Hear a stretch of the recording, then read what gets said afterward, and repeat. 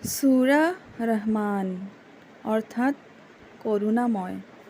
পৰম কৰুণাময় পৰম দয়ালু আল্লাহ তাআলাৰ নামত আৰম্ভ কৰোঁ। পৰম কৰুণাময় সেইজন যিজনে কুৰআন শিকাইছে। তেওঁ মানুহক সৃজন কৰিছে। তেওঁ তাক ভাষা অৰ্থাৎ কথা ক'বলৈ শিকাইছে। বেলি আৰু জোনটিয়ে নিজৰ নিজৰ কক্ষত হিচাপমতে চলে আৰু তৰা আৰু গছবোৰ চিজদাহ অৰ্থাৎ সাষ্টাংগে প্ৰণাম কৰিছে। আৰু আকাশ তেওঁ ইয়াক সৰ্বোচ্চ কৰিছে আৰু তেওঁ সুবিচাৰৰ পাল্লাৰ প্ৰতিষ্ঠা কৰিছে, যাতে তোমালোকে পাল্লাত সীমা লংঘন নকৰা আৰু তোমালোকে ন্যায়ভাৱে ওজন কৰিবা আৰু ওজনত কম নকৰিবা। আৰু পৃথিৱী তেওঁ ইয়াক প্ৰাণীবোৰৰ কাৰণে মেলি দিছে। ইয়াত আছে নানা তৰহৰ ফল আৰু থোকেৰে পৰিপূৰ্ণ খেজুৰ গছ আৰু ডালে পাতে থকা শস্য আৰু সুগন্ধি ফুলৰ গছ। তেনেহ'লে তোমালোকে তোমালোকৰ প্ৰভুৰ কোনটো অনুগ্ৰহ অস্বীকাৰ কৰিবা? তেওঁ মানুহক শুকান মাটিৰ পৰা কুমাৰৰ সাজৰ দৰে সৃজন কৰিছে আৰু তেওঁ জিনক ধোঁৱাবিহীন জুইৰ পৰা সৃজন কৰিছে। তেনেহ'লে তোমালোকে তোমালোকৰ প্ৰভুৰ কোনটো অনুগ্ৰহ অস্বীকাৰ কৰিবা? তেওঁ দুয়োটা পূবৰ প্ৰভু আৰু দুয়োটা পশ্চিমৰ প্ৰভু। তেনেহ'লে তোমালোকে তোমালোকৰ প্ৰভুৰ কোনটো অনুগ্ৰহ অস্বীকাৰ কৰিবা? তেওঁ দুখন সাগৰক একেলগে মুকলিভাৱে এৰি দিছে। সিহঁত দুয়োৰো মাজত আছে বেৰা, যাক সিহঁতে অতিক্ৰম নকৰে। তেনেহ'লে তোমালোকে তোমালোকৰ প্ৰভুৰ কোনটো অনুগ্ৰহ অস্বীকাৰ কৰিবা? সিহঁত দুয়োৰে পৰা মুক্তা আৰু মণি বাহিৰ কৰা হয়।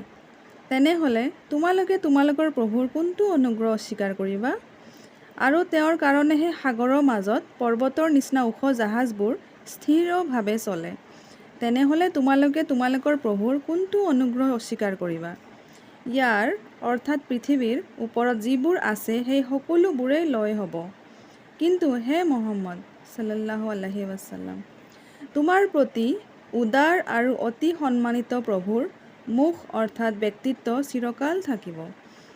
তেনেহ'লে তোমালোকে তোমালোকৰ প্ৰভুৰ কোনটো অনুগ্ৰহ অস্বীকাৰ কৰিবা? আকাশ আৰু পৃথিৱীত থকা সকলোৱে তেওঁকে খোজে। প্ৰত্যেক দিনে তেওঁ উদ্দেশ্যত স্থিৰ। তেনেহ'লে তোমালোকে তোমালোকৰ প্ৰভুৰ কোনটো অনুগ্ৰহ অস্বীকাৰ কৰিবা? হে সম্প্ৰদায় দুটি অৰ্থাৎ জিন আৰু মানুহবিলাক, মই অতি সোনকালে তোমালোকৰ মীমাংসা কৰিম। তেনেহ'লে তোমালোকে তোমালোকৰ প্ৰভুৰ কোনটো অনুগ্ৰহ অস্বীকাৰ কৰিবা? হে জিন আৰু মানুহৰ দল, যদি তোমালোকে আকাশ আৰু পৃথিৱীৰ সীমা অতিক্ৰম কৰিব পাৰা তেন্তে অতিক্ৰম কৰা। ক্ষমতা নাপালে তোমালোকে অতিক্ৰম কৰিব নোৱাৰিবা। তেনেহ'লে তোমালোকে তোমালোকৰ প্ৰভুৰ কোনটো অনুগ্ৰহ অস্বীকাৰ কৰিবা? তোমালোক দুয়োৰে ওপৰত অৰ্থাৎ জিন আৰু মানুহৰ ওপৰত জুইৰ শিখা আৰু ধোঁৱা নিক্ষেপ কৰা হ'ব। তাৰ পিছত তোমালোকে কোনো সহায় নাপাবা।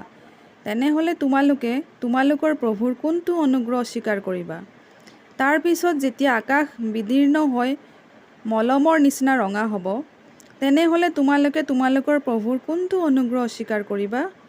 তাৰ পিছত সেইদিনা মানুহ নাইবা জিনক তাৰ পাপৰ বিষয়ে একোকে সোধা নহ'ব। তেনেহ'লে তোমালোকে তোমালোকৰ প্ৰভুৰ কোনটো অনুগ্ৰহ অস্বীকাৰ কৰিবা? পাপীসকলক নিজৰ নিজৰ চিনৰ দ্বাৰাই চিনি পোৱা যাব।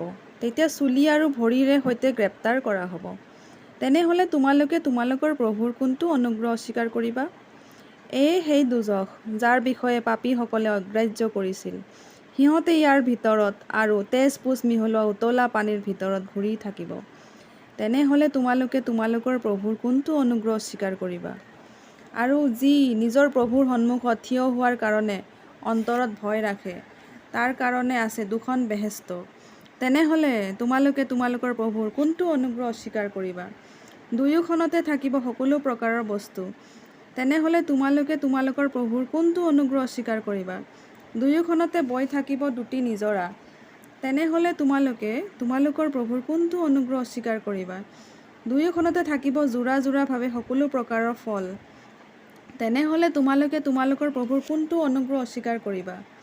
সিহঁতে ৰেচমেৰে অৰ্থাৎ চিল্কেৰে সুশোভিত দলিচাত বিশ্ৰাম কৰিব আৰু দুয়োখন বেহেস্তৰ ফল নিচেই ওচৰতে থাকিব। তেনেহ'লে তোমালোকে তোমালোকৰ প্ৰভুৰ কোনটো অনুগ্ৰহ অস্বীকাৰ কৰিবা?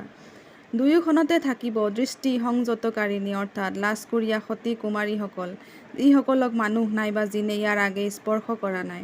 তেনেহ'লে তোমালোকে তোমালোকৰ প্ৰভুৰ কোনটো অনুগ্ৰহ অস্বীকাৰ কৰিবা? তেওঁলোক পদ্মৰাগমণি আৰু মুকুতাৰ নিচিনা। তেনেহ'লে তোমালোকে তোমালোকৰ প্ৰভুৰ কোনটো অনুগ্ৰহ অস্বীকাৰ কৰিবা? ভালৰ পুৰস্কাৰ ভালৰ বাহিৰে আন কিবা আছেনে? তেনেহ'লে তোমালোকে তোমালোকৰ প্ৰভুৰ কোনটো অনুগ্ৰহ অস্বীকাৰ কৰিবা? আৰু এই দুখনৰ বাহিৰে আন দুখন বেহেস্ত আছে। তেনেহ'লে তোমালোকে তোমালোকৰ প্ৰভুৰ কোনটো অনুগ্ৰহ অস্বীকাৰ কৰিবা? দুয়োখন গাঢ় সেউজীয়া ৰঙৰ। তেনেহ'লে তোমালোকে তোমালোকৰ প্ৰভুৰ কোনটো অনুগ্ৰহ অস্বীকাৰ কৰিবা?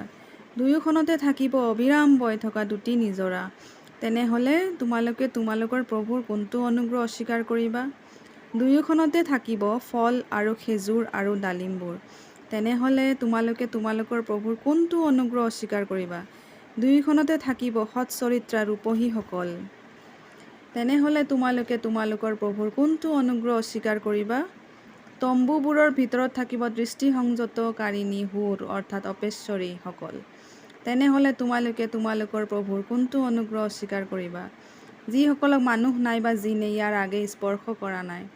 তেনেহ'লে তোমালোকে তোমালোকৰ প্ৰভুৰ কোনটো অনুগ্ৰহ অস্বীকাৰ কৰিবা? সিহঁতে অৰ্থাৎ বেহেস্তবাসীসকলে সেউজীয়া গাৰু আৰু সুশোভিত দলিচাৰ ওপৰত বিশ্ৰাম কৰি থাকিব। তেনেহ'লে তোমালোকে তোমালোকৰ প্ৰভুৰ কোনটো অনুগ্ৰহ অস্বীকাৰ কৰিবা? হে মহম্মদ সাল্লাল্লাহু আলাইহি ৱাসাল্লাম, তোমাৰ প্ৰভুৰ নাম গুণ গৰিমাৰে পূৰ্ণ হওক। তেওঁ অতি উদাৰ আৰু অতি সন্মানিত।